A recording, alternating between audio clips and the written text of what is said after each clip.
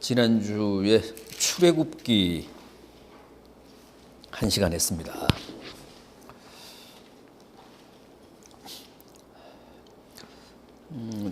출애굽기의 중요한 주제들을 한번 살펴보죠. 먼저 하나님의 칭호입니다. 하나님의 칭호. 하나님의 칭호가 뭡니까? 3장 14절 보십시오.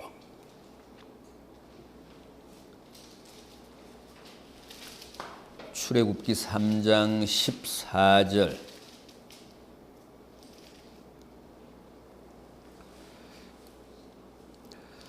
그 13절을 보면 이제 모세가 묻습니다.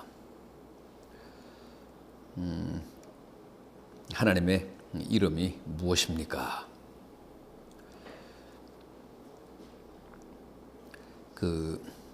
하나님이 이제 저를 이스라엘 백성들에게 이제 보내시는데 내가 이스라엘 백성들 앞에 나타났을 때 하나님이 나를 너희에게 보내셨다 그러면 백성들이 틀림없이 그렇게 물을 것입니다. 그의 이름이 무엇이냐? 너를 우리에게 보낸 하나님의 이름이 무엇이냐? 그때 제가 어떻게 대답해야 합니까? 모세가 그렇게 하나님께 물었을 때 하나님이 모세에게 하신 말씀이 바로 출애굽기 3장 14절에 나와 있습니다. 하나님이 모세에게 이르시되 나는 스스로 있는 자이니라. 또 이르시되 너는 이스라엘 자손에게 이같이 이르기를 스스로 있는 자가 나를 너희에게 보내셨다 하라. 스스로 있는 자. 에흐예 아세르 에흐예. 히브리 말로는 그렇습니다. 에흐예 아세르 에흐예. 나는 스스로 있는 자다.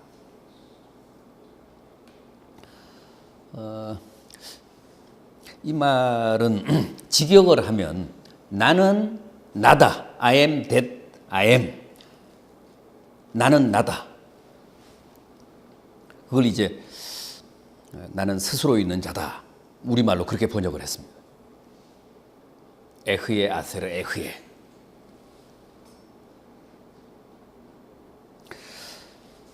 여기 나오는 그 에흐예라는 그 히브리 말, 나는 혹은 나다 그런 I am이에요. 에흐예, I am, 나는 혹은 나다. 그런데 이것은 1인칭 단수로 쓸 때 그런 것이고 이게 3인칭 남성 단수가 되면 야훼가 됩니다. 똑같은 말인데 에흐예인데 이게 1인칭 단수로 쓰니까 나는 혹은 나다. 그런데 이게 3인칭 남성 단수가 되면 야훼가, 하나님의 고유명사인 야훼가 됩니다. 그러니까 같은 말인데 하나님이 1인칭 단수로 자기에게 이 말을 적용을 하면 에흐예가 되고 인간들이, 하나님의 백성들이 하나님을 3인칭 남성 단수로 호칭하면 야훼가 되는 거예요. 같은 말이에요.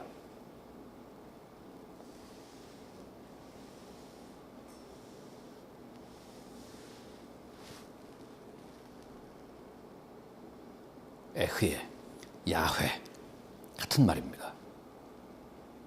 나는 나다. 스스로 있는 자.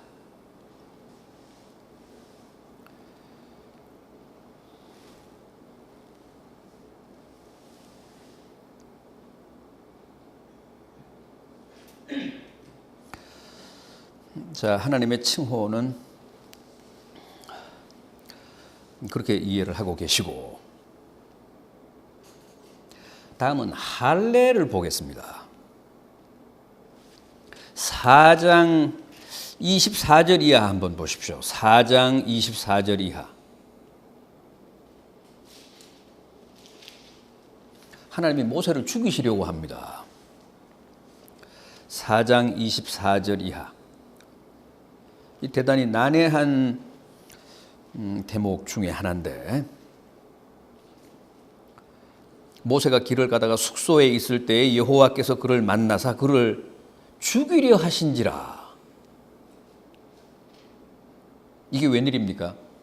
하나님이 지금 모세를 택하셔서 출애굽을 위해 이스라엘 백성들에게 지금 보내시려는 참인데 갑자기 하나님이 모세를 죽이시려고 합니다.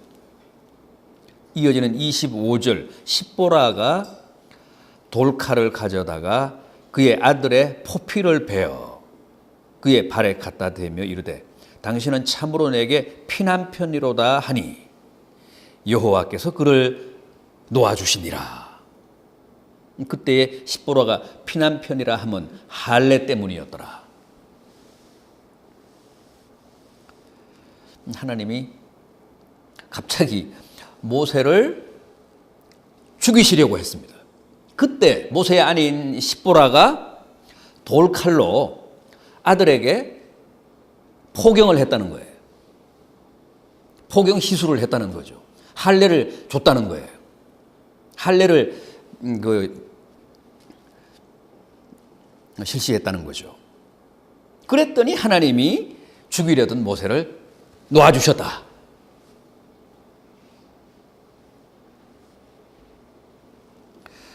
할례가 뭡니까? 우리에게는 결례지요. 정결 의식이지. 정결 시술이잖아요. 우리는 할례라는 건 뭐 우리식으로 하면 이제 포경인데, 그러나 유대인들에게는 뭐예요? 이게 할례가?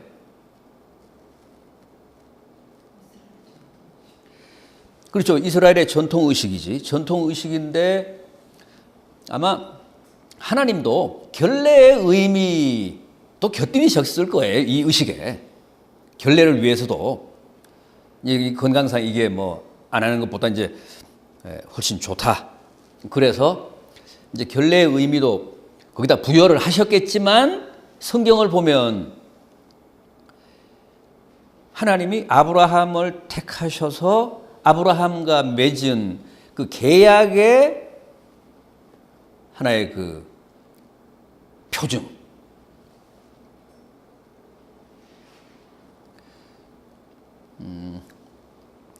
너야말로 나의 백성이다. 그래서 이마에 무슨 낙인이나 어깨에 낙인을 찍는 대신에 할례를 요구하셨어요. 그러니까 하나님의 백성들이 몸에 지녀야 할 스티그마, 몸에 지녀야 할 낙관,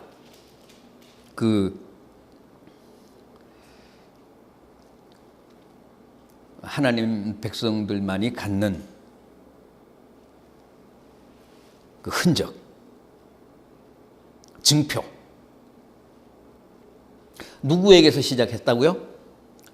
아브라함에게서. 아브라함은 몇 세에 할례 받았어요? 99세에 받았습니다. 99세에 받고 100세에 이삭을 낳았어요.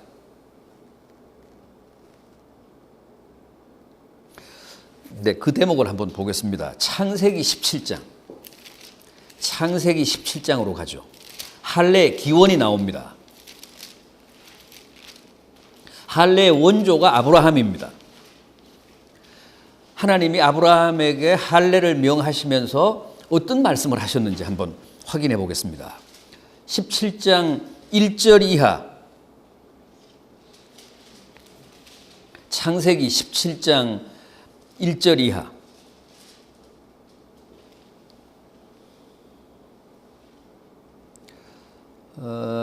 이 할례 얘기가 뭐 쭉 나옵니다. 1절 이하 14절까지 나오는데 한번 보죠. 아브라함이 99세 때에 여호와께서 아브라함에게 나타나서 그에게 이르시되 나는 전능한 하나님이라. 너는 내 앞에서 행하여 완전하라.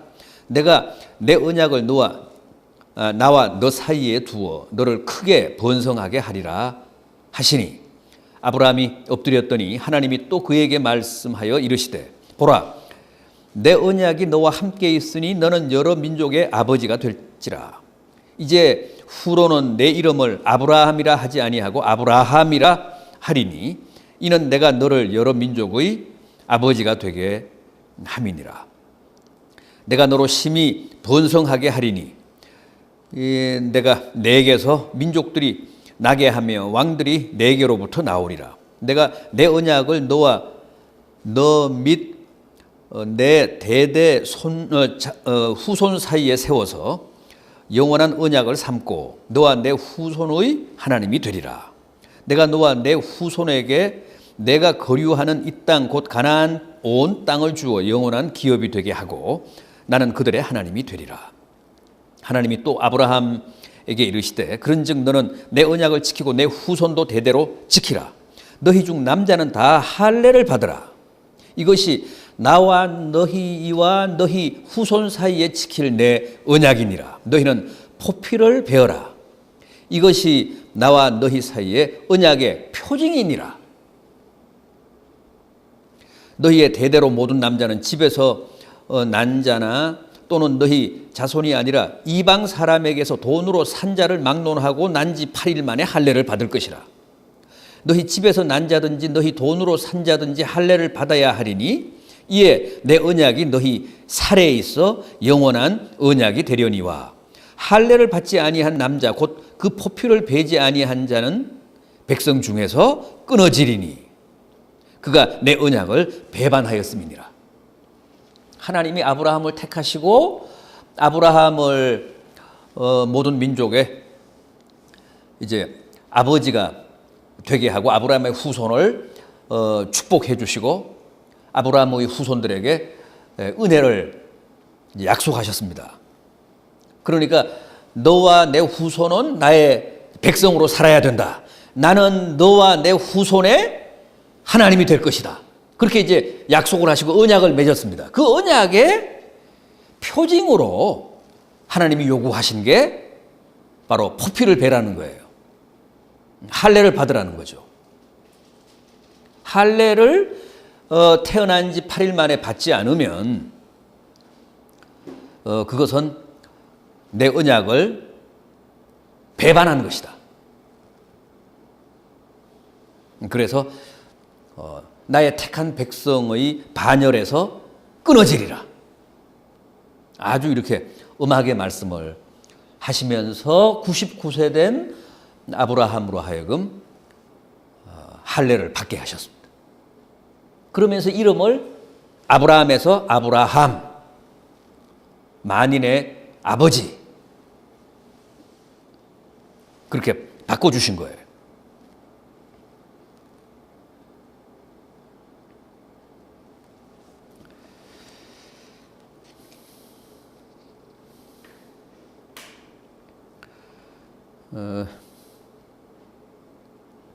그런데 이제 이런 그 신앙적인 전통이 이제 쭉 이어져 왔는데 그 모세도 뭐 당연히 이제 그 할례를 받은 사람이에요. 할례를 받은 사람인데 모세가 미디안 광야로 그 애굽에서 이제 도망쳐서 거기에서 십보라를 만나서 결혼을 하잖아요. 그런데 십보라는 뭐 이방 여인이었고 십보라의 부친인 이드로는 그 이방 종교의 제사장이었어요. 그러니까 아마 이방 문화에 젖어가지고 지금 한 이제 40년이 됐잖아요. 40년이 됐으니까 뭐 많이 이제 잊어버렸겠죠. 자기 민족의 종교적 전통을. 그런데 이제 십보라에게서 이제 아들을 낳았는데 그 아들에게 이 모세가 자기 민족의 전통인 할례를 행하지 않았단 말이죠. 않고 있었는데 이제 하나님이 모세를 부르셨잖아요. 부르셔서 내 백성을 애굽에서 해방시켜라. 그래서 지금 이스라엘 백성들 앞에 나서기 직전이에요. 그 미디안 광야에서 그 애굽으로 이제 가기 직전에 지금 하나님이 모세를 죽이시려고 했던 거예요. 그러니까 지금까지는 잊고 살아왔지만 이제는 이스라엘 백성들의 지도자로 나설 시점이잖아요. 그러니까 여기에서 다시 한번 강력한 그 이스라엘 민족의 고유한 전통을 주지시키고 이제는 모범이 되어야 되잖아요. 이스라엘 백성들의 리더니까 이스라엘 백성들을 진두지휘해야 되니까 하나님의 백성들을 가나안으로 이끌어야 될 사람이니까 잊고 지낸 부분을 하나님이 짚으신 거죠. 아주 강력하게. 그래서 좀 표현이 뭐 그렇지만 어쨌든 하나님이 모세를 죽이시려고 했고 시브라가 어쨌든 그 사실을 깨닫고 자기 아들에게 급히 그 할례를 시행한 거예요. 그러자 하나님이 그를 놨다는 거죠.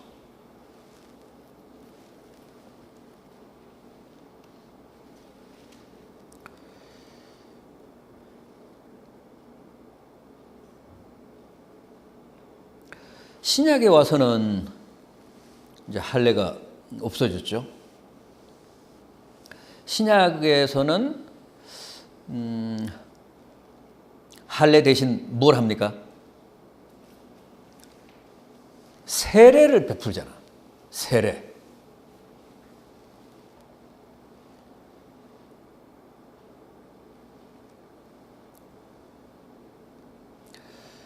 세례가 이를테면 신약에 와서는 구약의 할례를 대신한다. 뭐 그렇게 볼 수 있습니다.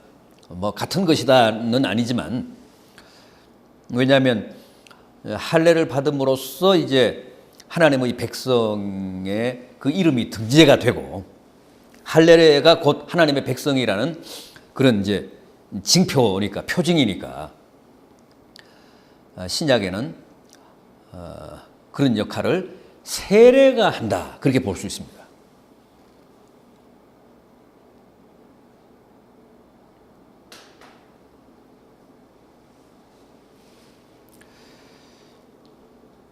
세계적으로 할례를 행하는 나라는 유대인, 그 다음 유대인들의 영향을 심대하게 받은 미국, 또 미국의 영향을 가장 많이 받은 우리 한국이 이 할례 강국입니다. 그 포경 수주를 다 해요. 그런데 유럽 같은 경우는 2차 대전까지만 해도 뭐 하는 나라가 없었고 하는 민족이 없었어요. 그래서 히틀러가 유럽 일대에서 유대인들을 색출할 때 사람들이 막 신분을 막 바꿨잖아요. 숨겼잖아. 그래서 가장 확실하게 이제 그 색출할 수 있었던 방법이 할례를 받았느냐 안 받았느냐. 왜냐하면 유대인들은 100% 받으니까. 유대인들은 100% 할례를 받으니까 그 할례 여부로 유대인인지 아닌지를 이제 그 판별을 했죠. 요즘은 뭐 유럽 사람들도 많이 합니다. 그런데 이슬람 국가나 또 저 아프리카의 그런 소수 민족 가운데는 남성 할례가 아니라 여성 할례를 행하잖아요. 지금도 그 아프리카 그 원주민들 중에는 지금 이슬람도 마찬가지예요. 여성 할례를 행해요. 그러니까 남성 할례는 포피를 베는 거지만 여성 할례는 꿰매는 거예요.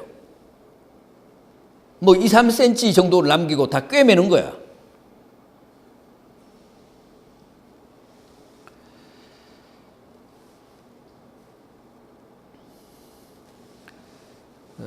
우리 이 할례와 관계해서 로마서 2장을 한번 보겠습니다. 바울의 그 할례에 대한 입장인데 로마서 2장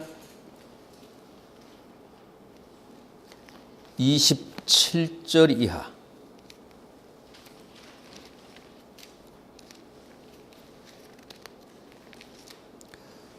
로마서 2장 27절 이하.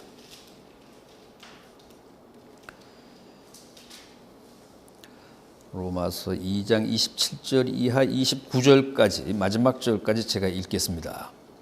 또한 본래 무할례자가 율법을 온전히 지키면 율법 조문과 할례를 가지고 율법을 범하는 너를 정죄하지 아니하겠느냐. 무릇 표면적 유대인이 유대인이 아니요 표면적 육신의 할례가 아니라 오직 이면적 유대인이 유대인이며 할례는 마음에 할지니 영에 있고 율법 조문에 있지 아니한 것이라. 그 칭찬이 사람에게서가 아니요 다만 하나님에게서니라.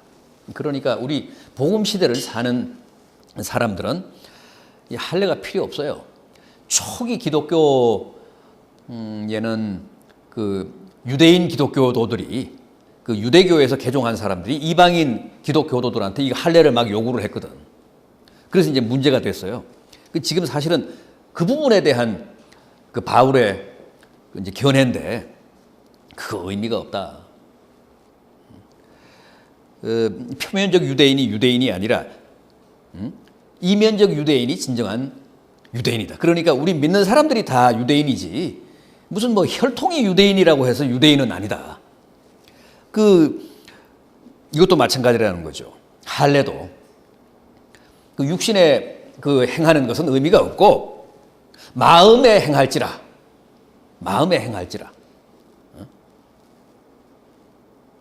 그러니까 영적인 할례를 받아야 된다는 거죠.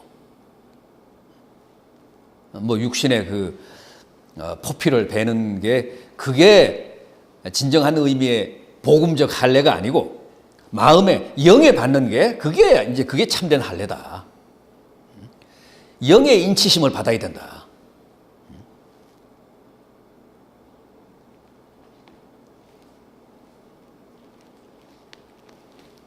지금도 유대인은 할례를 지금도 합니다. 지금도 유대인들은 완벽하게 네. 성결교 선교사 그 아이들을 받는 아들이 둘인데 할례를 받았죠. 성결교가 왜 할례를 받아요? 글쎄 그런데 그게 내가 물어보죠. 그러니까 그 사람이 성결교 이제 포경을 한 거지. 포경 수술을 한 거겠죠. 뭐 할례를. 기독교 이제 유대교에서 기독교로 온 사람인지 성결교의 그 선교사인데 그 아들 둘이 있는데 할례를 받았어요. 아니 그러니까 포경 수술을 받은 거지 뭐 할례를 받았겠어요. 뭐 포경 할례를 받았겠냐고. 그런데 그게요 보니까 포경 수술하고 틀리더라니까요. 그게 그냥 여러 일자로 그 둘을 내가 똑똑히 봤어요. 그때 유대인은 포경 수술 한다고 했는데 애기들이 소변을 보는데 이상하더라고요. 그래서 보니까 둘 다 나이로. 그래서 아니 유대인들은 지금도 할례를 다 받아요. 네. 그래서 내 생각에 유대인이 내 기독교로 돌아서 이제 그 선교사가 됐는가 어쨌는 그걸 모르겠는데 그렇더라니까요. 그러니까 바울이 그 유대인들은 그 유대교도였는데 이제 기독교인들이 돼가지고 이방인들이 기독교에 이제 입문을 하려면 할례를 받아야 된다라고 주장을 이제 강하게 했어요. 그래서 이제 문제가 됐는데 바로 이제 그 부분에 대한 유권 해석을 복음적인 유권 해석을 이제 바울이 아까 로마서 2장에서 한 거예요. 그거 의미가 없다. 우리는 이미 복음 시대를 살고 있고 내면적 유대인이 진정한 유대인이지 무슨 표면적 유대인이 유대인이냐. 우리가 다 하나님의 택하심을 입은 우리가 다 유대인이고 그 육신에 가하는 그런 할례는 의미가 없고 마음과 영에 받아야 된다. 네. 그러나 지금도 이제 유대인들은 당연히 할례를 받고 있습니다.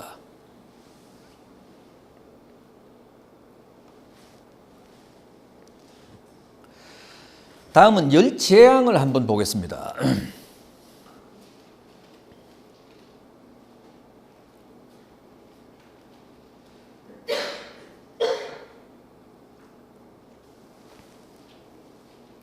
열 재앙을 모세가 바로 앞에서 이제 행했는데 왜 열 재앙을 내렸을까요?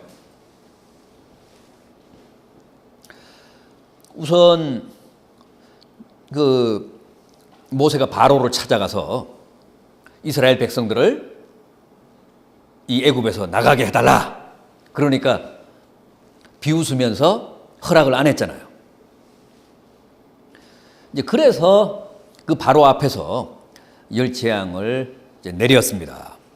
그러니까 바로로부터 이제 승복을 얻어내기 위한 목적도 있고, 또 처음에는 이스라엘 백성들이 모세를 잘 신뢰를 안 했습니다. 그래서 그런 그 하나님의 이적을 통해서 이스라엘 백성들도 모세를 신뢰하게 하기 위해서 결국 10가지 재앙을 바로 앞에서 내립니다. 처음에 이제 바로를 찾아가서 출애굽을 요구했을 때 바로가 반발을 하면서 이스라엘 백성들을 더욱 혹독하게 부렸죠. 더 많은 노동에 혹사당하게 했고, 또 집도 주지 않고 벽돌을 단단한 벽돌을 만들어서 책임량을 다하게 했고, 그 책임 할당을 뭐 다 못 채우면 이제 가혹한 고문을 가하고 그랬습니다. 그때 이제 하나님이 모세에게 명하셔서 바로 앞에서 10가지 재앙을 내립니다. 그런데 그 10가지 재앙을 내리기 전에 모세가 지팡이로 이제 뱀을 만들잖아요. 그 바로 앞에다 자기 지팡이를 던지니까 그게 이제 뱀이 됐습니다. 그런데 애굽의 술사들도 똑같이 지팡이로 뱀을 만들잖아요. 그런데 모세가 그 모세의 지팡이로 만든 뱀들이 그 애굽의 술사들의 그 뱀을 다 삼킵니다. 다 잡아먹습니다. 그것은 그 바로의 그 통치권과 바로의 권위에 대한 제압입니다. 왜냐하면 바로를 상징하는 게 바로 코브라거든, 코브라. 코브라 뱀이에요, 코브라 뱀. 그 바로의 왕관에는 그 제일 앞에는 이마 부분에는 코브라가 이렇게 나와 있어요. 그 바로의 권세, 바로의 그 통치권을 상징하는 게 바로 코브라입니다. 그런데 모세의 지팡이로 만든 뱀이 그 애굽의 술사들이 만든 코브라를 다 잡아먹었어요. 순식간에 제압을 했어요.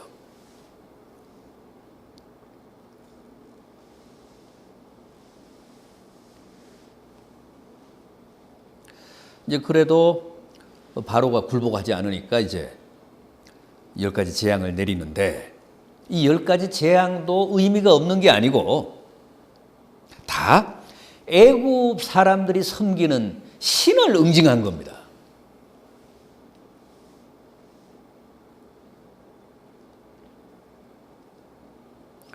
애굽 사람들의 신이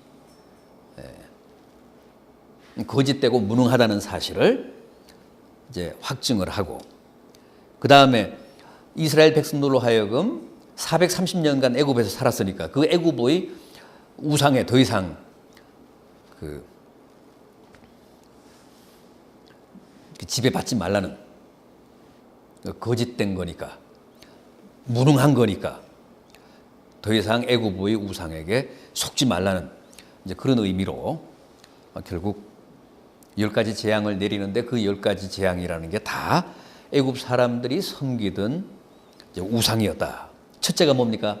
나일강을 핏빛으로 이제 물들이는 거예요. 그러니까 나일강을 죽인 거죠. 살해한 거죠. 나일강을 애굽 사람들은 그 자기들에게 생명을 주는 신이라고 섬겼습니다. 이게 이제 나일강의 신 하피예요, 하피. 하피가 나일강의 신인 하피가 애굽인들에게 생명을 줬다고 믿었어요. 그래서 애굽 사람들은 그 나일 강물을 생명수라고 생각을 한 거죠. 그런데 모세가 지팡이로 나일 강물을 쳐서 핏빛으로 만든 거죠. 나일 강을 살해한 거죠.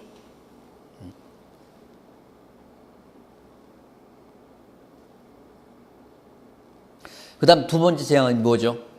개구리죠. 개구리도 애굽 사람들의 창조의 신입니다. 이게 헤켓이잖아요. 창조의 신 헤켓. 애굽 사람들이 창조의 신으로 섬겼던 헤켓. 그게 개구리 형상이에요. 그 헤켓이라는 신이 창조의 신의 형상이 개구리야. 그러니까 두 번째 재앙은 애굽 사람들이 창조의 신이라고 믿었던 헤켓에 대한 하나님의 응징이었어요. 세 번째 재앙은요, 이재앙이죠. 이재앙.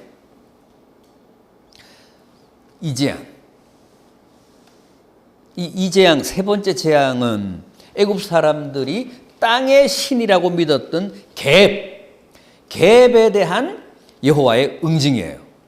왜냐하면 모세가 땅을 치자 땅의 티끌이 다 이로 변해서 사람과 짐승에게 막 달려들었잖아요. 그러니까 애굽 사람들의 땅의 신 갭을 이 이재앙을 통해서 하나님이 응징하신 거예요.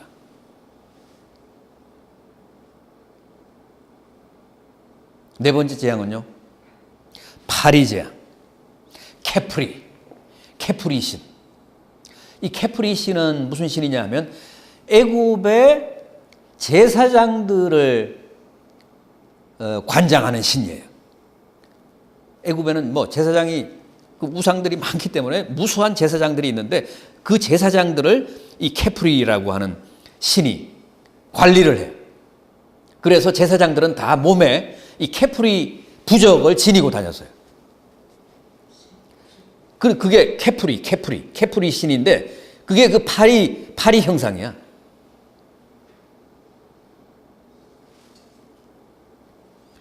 그 다음 다섯 번째 재앙은요, 돌림병이에요. 짐승들의 유행병, 돌림병. 이것은 황소의 신인 아피스와 암소의 신인 하토르에 대한 하나님의 응징이었어요. 애굽에는 뭐 소가 많았어요. 많았는데 그 황소를 지키는 신 아피스, 암소를 지키는 신 하토르. 그래서 유난히 그 자기들의 소를 지키기 위해서 이 애굽 사람들이 이 아피스와 하토르에 대한 그 신봉 행위가, 그 우상 숭배 행위가 아주 극심했는데 결국 그 하나님이 돌림병을 통해서 모든 이 소들을 쓰러뜨렸거든요. 결국은 아피스와 하토르를 하나님이 응징하신 것이다.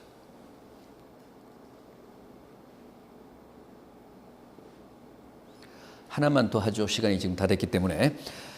그 다음 여섯 번째 재앙이 악성 종기죠. 악성 종양. 이것은 세크메트라는 신이 있습니다. 치료의 신이에요. 병이 났을 때 이 세크메트가 치료해준다. 애굽 사람들은 그렇게 믿고 병이 날 때마다 그 세크메트에게 예배를 드리고 제사를 바쳤는데 결국 악성 종양의 재앙을 내리심으로써 세크메트를 아주 무력하게 하심으로 응징을 하신 거죠. 그러니까 뭐 오늘은 여섯 번째 재앙까지 하겠습니다만은 이게 다 의미가 없는 것이 아니고 당시 그 애굽 사람들이 열심히 섬기던 우상에 대한 응징이었다는 거죠. 그러니까 이스라엘 백성들로 하여금 그 애굽 우상에 대한 미련을 갖지 말라는 거예요. 다 이 거짓이고 무력하니까. 네. 오늘은 여기까지 하겠습니다.